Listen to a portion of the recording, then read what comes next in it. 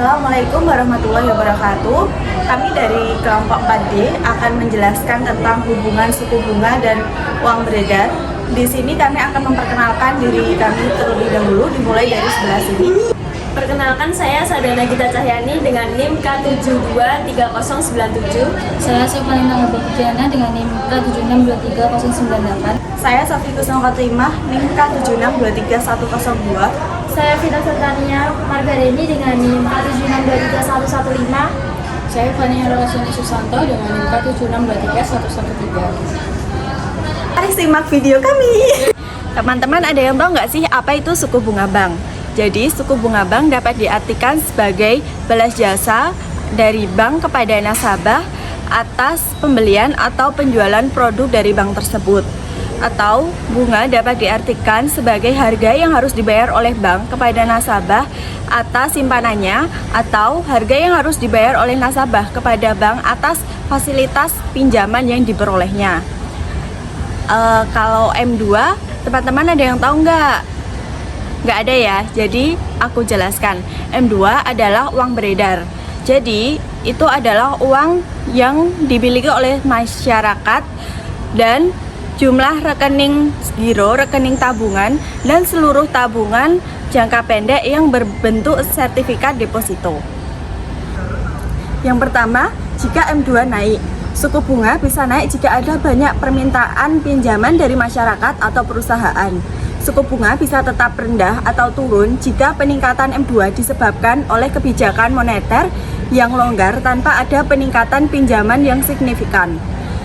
Yang kedua, jika M2 turun, suku bunga bisa naik jika ada pengetatan likuiditas di pasar keuangan yang mengurangi permintaan pinjaman.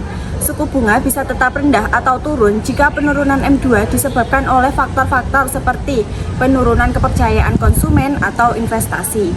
Jadi, hubungan antara M2 dan suku bunga tidak selalu sama dan dipengaruhi oleh banyak faktor ekonomi yang berbeda. Pada periode Desember 2005 hingga April 2006, BI menetapkan suku bunga tertinggi yang pernah ditetapkan, yakni sebesar 12,75%. Suku bunga pada waktu itu sangat tinggi untuk meredam tingginya ekspektasi nilai inflasi akibat kenaikan harga BBM.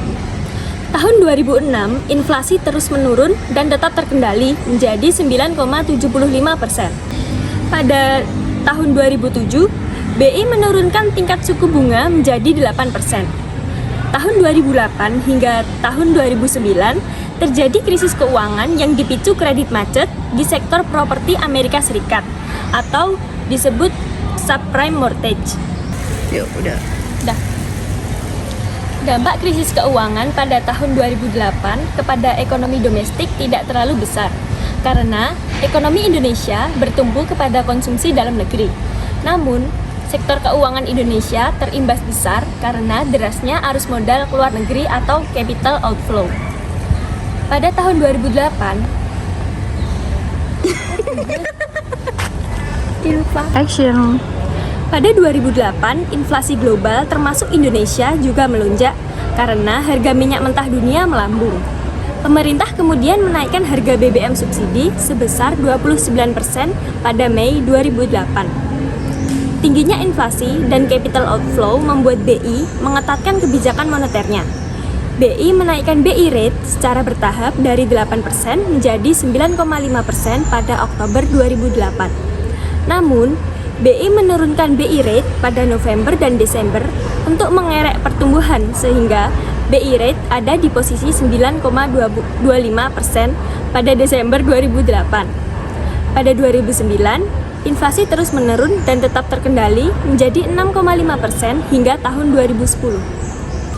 Pada tahun 2011, tingkat suku bunga yang ada di Indonesia mengalami kenaikan, tetapi uang yang beredar tetap stabil. Ada beberapa faktor yang menyebabkan kenaikan suku bunga yang ada di Indonesia, antara lain yang pertama, tingkat inflasi di Indonesia pada tahun 2011 yang cukup tinggi, yang kedua, ketidakstabilan ekonomi global, yang ketiga, kenaikan BBM, yang keempat, kenaikan suku bunga global, yang kelima, adanya aliran modal asing yang cukup tinggi masuk ke Indonesia pada tahun 2011. Hubungan antara stabilitas uang beredar dan kenaikan suku bunga di Indonesia pada tahun 2011 ini cukup kompleks dan dipengaruhi oleh beberapa faktor Salah satunya adalah kebijakan moneter Bank Indonesia. Ada beberapa faktor yang menyebabkan suku bunga di Indonesia pada tahun 2012 stabil, antara lain yang pertama ada inflasi yang terkendali, yang kedua ekuiditas perbankan yang longgar pada tahun 2012, yang ketiga kebijakan moneter BI yang komoditif.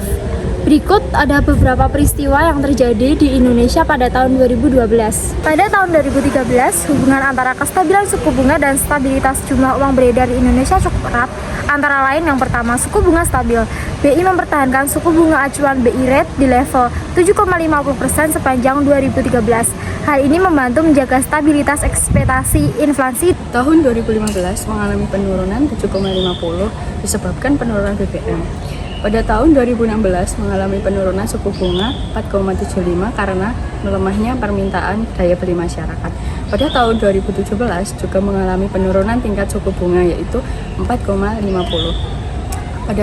Pada tahun 2017 juga mengalami penurunan tingkat suku bunga yaitu 4,50.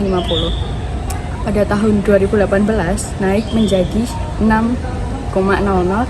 Tujuannya supaya rupiah tetap stabil serta masyarakat terdorong nabung lebih banyak. Pada tahun 2019 terjadinya inflasi rendah di Indonesia karena koordinasi pemerintahan pusat, daerah, dan Bank Indonesia memastikan ketersediaan pemasokan bahan pangan dan keterjangkauan harga. Stabilnya tukar rupiah terhadap nilai dolar Amerika Serikat yang stabil turut mendorong terjaganya inflasi. Pada tahun 2019, hubungan antara kestabilan suku bunga dan stabilitas jumlah uang beredar di Indonesia pada tahun 2019 yaitu hubungan antara kestabilan suku bunga dan stabilitas jumlah uang beredar cukup stabil, yaitu dengan kebijakan moneter Bank Indonesia. Bank Indonesia menggunakan suku bunga 7 referensi report ya langsung ya. Pada tahun 2020 gencaran pemangkasan suku bunga acuan sebagai respon otoritas moneter atau kondisi ekonomi yang terdampak pada COVID-19 tercatat, yaitu di Bank Indonesia sudah memangkas suku bunga 5 kali sebesar 125 basis point pada 2020. Pada tahun 2020, bunga acuan ini sebagai respons otoriter moneter atas kondisi ekonomi yang terdampak pada pandemi COVID-19. Tercatat di Bank Indonesia sudah memangkas suku bunga 5 kali atau 125 basis point. Ya, cukup dilihat dari bulan November 2020 yang diumumkan oleh RDG Rapat Dewan Gubernur sebesar 25 basis point ke level 3,75% menjadi yang terendah sepanjang sejarah. Sebelumnya capaian suku bunga terendah terjadi pada bulan Juli 2020 di level 4%. Bank Indonesia pada tahun 2021 tanggal 15 sampai 16 Desember memutuskan untuk mempertahankan Bank Indonesia 7-day reference report rate sebesar 3,50%, suku bunga deposit sebesar 2,75% dan suku bunga lending facial sebesar 4,25%. Sehingga Bank Indonesia terus mengoptimalkan seluruh bauran kebijakan untuk menjaga stabilitas ekonomi. Pada tahun 2022 mengalami kenaikan dan terjadinya beberapa faktor yaitu tekanan inflasi dan menstabilkan nilai tukar. Beberapa faktor yang mengalami kenaikan suku bunga pada tahun 2022 yaitu di bulan Agustus 2022 Bank Indonesia menaikkan suku bunga yaitu sebesar 25 basis point menjadi 3,50%. Di tanggal 22 September 2022, Bank Indonesia kembali menaikkan sebesar 50 basis point menjadi 4,25%. Pada akhirnya tahun 2022, Bank Indonesia memperkirakan suku bunga acuan akan beredar di kisaran 4,25% sampai 4,75%. Untuk tahun 2023, peristiwa yang menyebabkan kenaikan suku bunga di tahun 2023 sedikit naik dan menurut di Bank Indonesia bulan Agustus 2023 menaikkan suku bunga yaitu sebesar 25 basis point menjadi 4,25%. Untuk di bulan Oktober Bank Indonesia menaikkan sebesar 50 basis point menjadi 5%. Di tahun 2023 sendiri, suku bunga mengalami kenaikan, tetapi kenaikan cukup sedikit, yaitu dengan beberapa peristiwa di tanggal 17 Agustus 2023, Bank Indonesia menaikkan suku bunga sebesar 25 basis point menjadi 4,25%. Sedangkan di 21 Desember 2023, Bank Indonesia menaikkan sebesar 25 basis point menjadi 5,25%. Pada akhirnya, tahun 2023, Bank Indonesia memutuskan untuk mempertahankan suku bunga acuan di level 5,25%. Hal ini dilakukan untuk menjaga stabilitas ekonomi, makroekonomi, dan mendukung pemulihan ekonomi nasional. Jadi, kesimpulannya adalah ketika suku bunga naik, orang cenderung lebih memilih untuk menyimpan uang mereka karena mereka akan mendapatkan lebih banyak keuntungan daripada bunga. Ini mengurangi jumlah uang yang beredar di masyarakat karena lebih sedikit uang yang dipinjamkan oleh bank. Ketika suku bunga turun, orang cenderung lebih suka meminjam uang karena biaya peminjamannya lebih rendah. Ini meningkatkan jumlah uang yang beredar karena lebih banyak uang yang dipinjamkan oleh bank. Jadi, secara sederhana, jika suku bunga naik cenderung akan mengurangi uang beredar. Sedangkan jika suku bunga turun, cenderung akan meningkatkan uang beredar.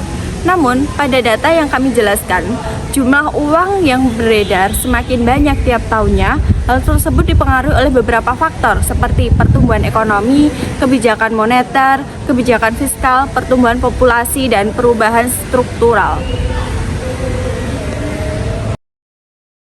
Jadi, kesimpulannya adalah ketika suku bunga naik, orang cenderung lebih memilih untuk menyimpan uang mereka karena mereka akan mendapatkan lebih banyak keuntungan daripada bunga. Ini mengurangi jumlah uang yang beredar di masyarakat karena lebih sedikit uang yang dipinjamkan oleh bank. Ketika suku bunga turun, orang cenderung lebih suka meminjam uang karena biaya peminjamannya lebih rendah. Ini meningkatkan jumlah uang yang beredar karena lebih banyak uang yang dipinjamkan oleh bank. Jadi, secara sederhana, jika suku bunga naik cenderung akan mengurangi uang beredar. Sedangkan jika suku bunga turun, cenderung akan meningkatkan uang beredar.